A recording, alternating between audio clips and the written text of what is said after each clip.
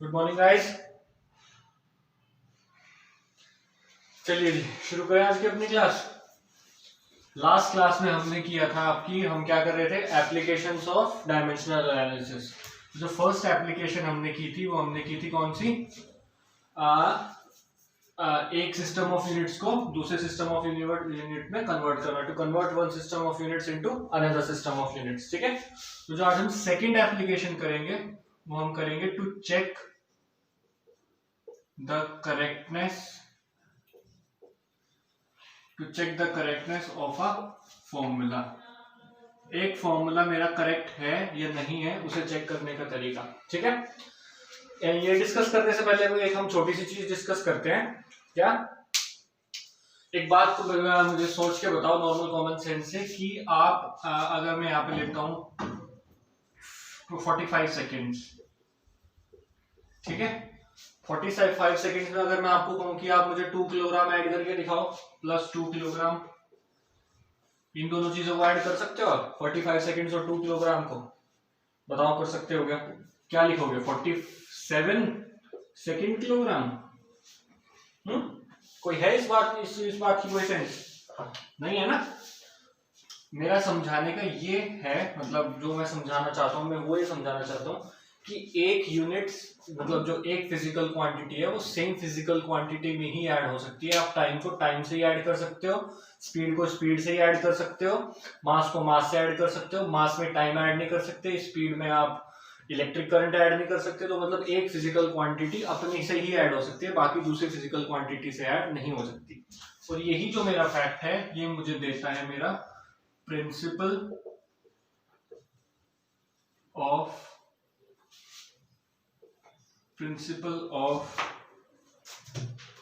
Homogeneity of dimensions. इसी बात से मेरा जो प्रिंसिपल आता है वो प्रिंसिपल आता है principle of homogeneity of dimensions.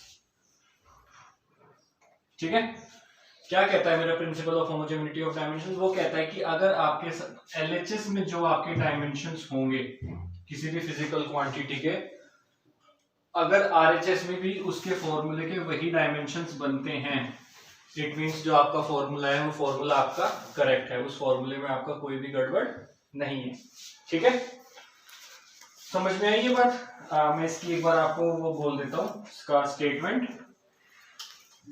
या फिर स्टेटमेंट आप अपने मतलब वहां से भी कर सकते हैं। ठीक है, अब मैंने आपको समझा दिया है कि प्रिंसिपल ऑफ होमोजेनिटी क्या होता है। अगर मेरे पास कोई फिजिकल क्वांटिटी है तो उसके एक साइड के डायमेंशंस आपके दूसरी साइड के डायमेंशंस के इक्वल होने चाहिए। ओके, चलो जी, तो मैं एक वो लेता हूँ, क्या एक फॉर्मूला लेता हूँ, उसे देखते हैं कि हम चेक करके कि हमारा सही है फॉर्मूला नहीं। t equals to 2 pi root l over g।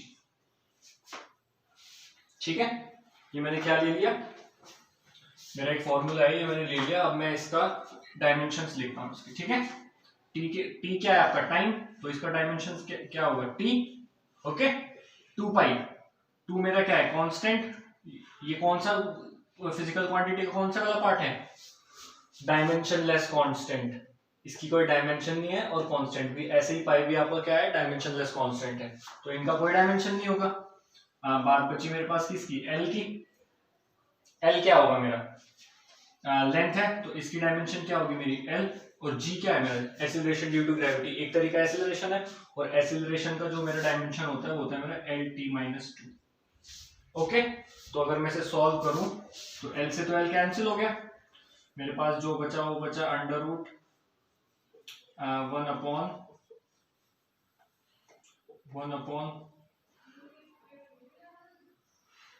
T minus 2, यही बचा ना। अगर मैं इसको ऊपर ले जाऊं तो ये मेरा हो जाएगा T2। ठीक है, स्क्वायर है मेरे पास, स्क्वायर से मेरा रूट कैंसिल हो जाएगा, तो मेरा क्या बच जाएगा सिर्फ t, और इधर भी मेरा क्या है t। इट मींस मेरी जो दोनों डायमेंशंस हैं LHS इक्वल्स टू RHS मेरा हो गया। इट मींस जो फॉर्मूला है आपका ये बिल्कुल सही है।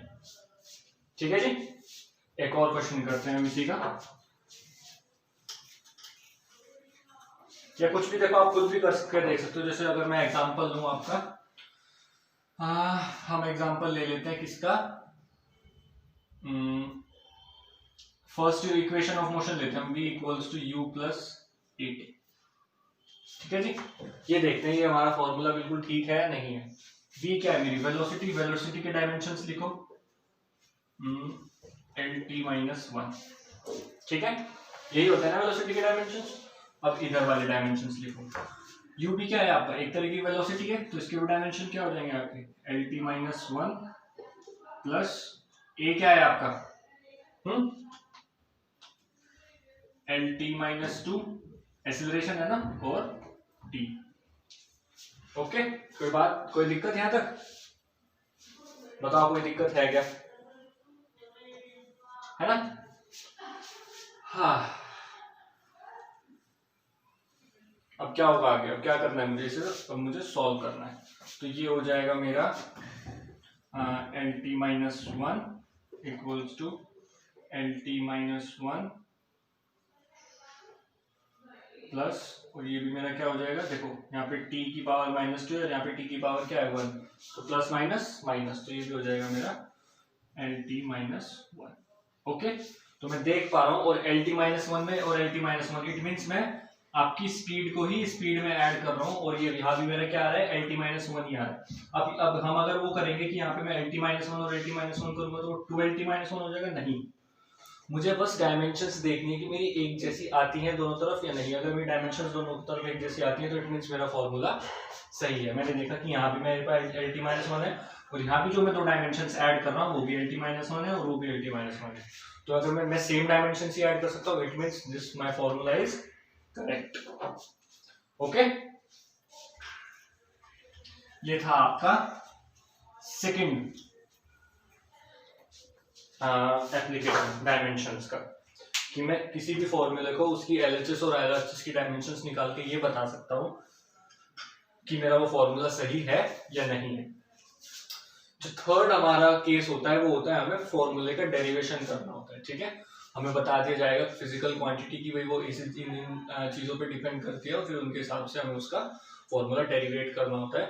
वो चीज़ हम आपकी कल करेंगे। जो थर्ड एप्लीकेशन है हम डायमेंशनल एनालिसिस की, वो आपकी कल होगी, और बाकी दो डायमेंशन एप्लीकेशंस का आपको प्रैक्टिस करनी है।